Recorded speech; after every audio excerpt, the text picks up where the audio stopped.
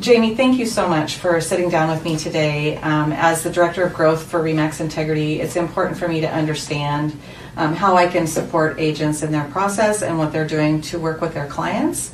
So I know that you use a lot of social media in your marketing, and I respect that. That's awesome. I'm not so great at social media, so good for you.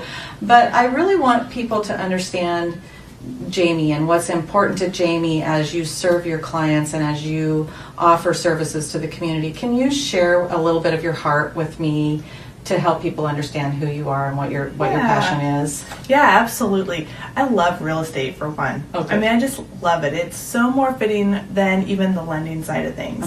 And I was always blessed to have really great clients, and so they're always showering me with like, "You're so wonderful." Okay, bring it. Yeah, more. But no, we have a great community here, and so I wanted something that allowed me to give back to the community. Okay. And I didn't really feel like I had that in lending.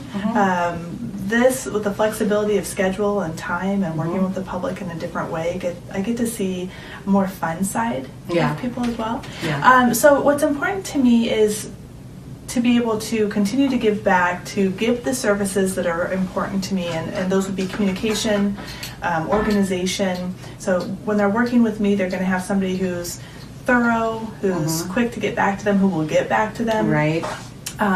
Is going to communicate through every step of the process. In fact, there's going to be times where they're like, "Well, hi again," because we've only talked 5 times that day. Because I'm your new best friend. Right. Because it's important to have that. It's important that we're not missing a step and that we're communicating. And this process is a big process. Buying a home is the largest investment, largest purchase you will ever make. Sure. And so it's really important is. that my clients and my sphere and my family and my friends really know and understand my passion behind it, which is making sure that these clients have good representation and that they have somebody who's in their corner and that cares about them. And my years in lending has certainly helped, being able to be a good negotiator. I mean, if you can't negotiate with an underwriter, right, you can't negotiate with a buyer or seller. Right. So they do have the trump card, don't they? Yes. So to speak? And then, of course, having those years in lending, I understand the contracts, I understand the terminology, I understand the lending side of things, so that it gives me that kind of leg up, I guess. I think so. To communicate with buyers, lenders, or clients, lenders. I just had one where the deal fell apart, as they sometimes do. Shoot. I know. But we got it all turned around back together. But when I was working with and I had the seller, I was representing the seller, and when I spoke with the buyer's lender, I just shared with her some of my knowledge of lending and have you tried this and have you tried that, and she was really open to it. She's like, "Oh my gosh, thank you." She goes, "I hadn't actually thought of that." And then she came back and said those still didn't work, and I said, "Well, that sometimes happens. Got to give it a try, right?" I said, "But thank you for trying." And she goes, "Can I just tell you, thank you for being so nice." Right. People aren't very nice in this industry. Sometimes we can edit that if we need to. No.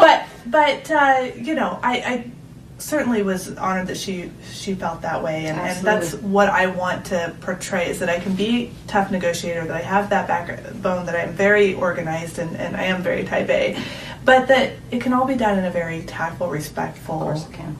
professional manner.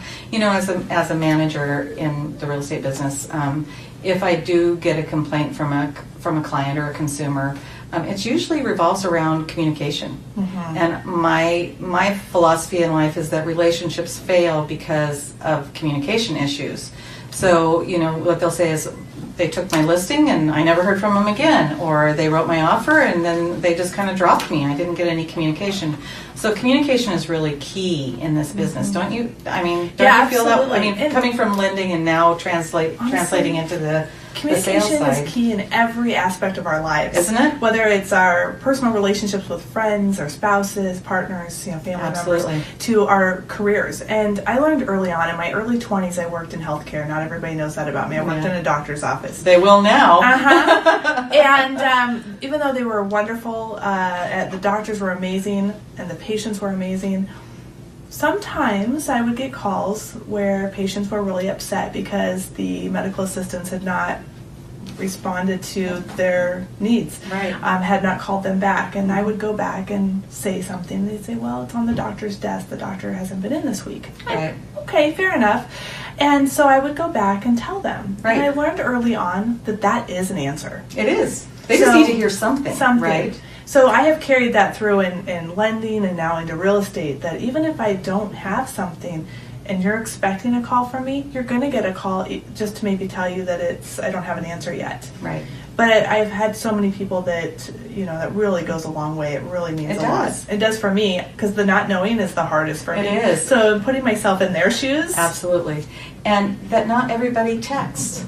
Yes. Some people would like to have a phone call. Yes. Other people would prefer to have email. Yes. Others, texting is the only way you're ever going to get in touch with them. So really dialing into how do your clients want to communicate. Yes. Communicate, number one. But how do they want to communicate is also as important, don't you think? I do, and one of the things that I talk about in the very beginning is what style they prefer. Good for you. But then I also have to look at my style. Sure. So I will tell them that, hey, some things just need to be sent in an email so that you can reference it more than once and that you can read through it. Sure. And it might jog some ideas that you may have. Now, I'm never going to send that email without a phone call or a text to let you know that email is there. Because there's a lot of people that they only check their email if they know something's coming. And they don't know it's coming, they're not going to see it. Right. So I will talk to them about my style as well as their style so that we can make sure we're communicating effectively. Creating successful expectations so that everybody gets to win. Right. Good. And that's kind of why I like the social media too,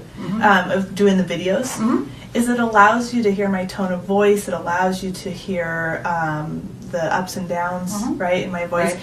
I just think you miss that I when agree. you're just typing something Yeah, out. it's just a text message. And you get to see my face because I'm so busy that I don't get to connect with all my sphere very well. I've been trying to get out there and say, let's go to coffee, let's get together, but sometimes I can't. And that's an opportunity for me for my sphere to feel like they are getting to connect with me. That's awesome. That's awesome. Well, I hope everybody enjoys this time we spent together today. I know I did. I did too. So thank you so much for spending time with me.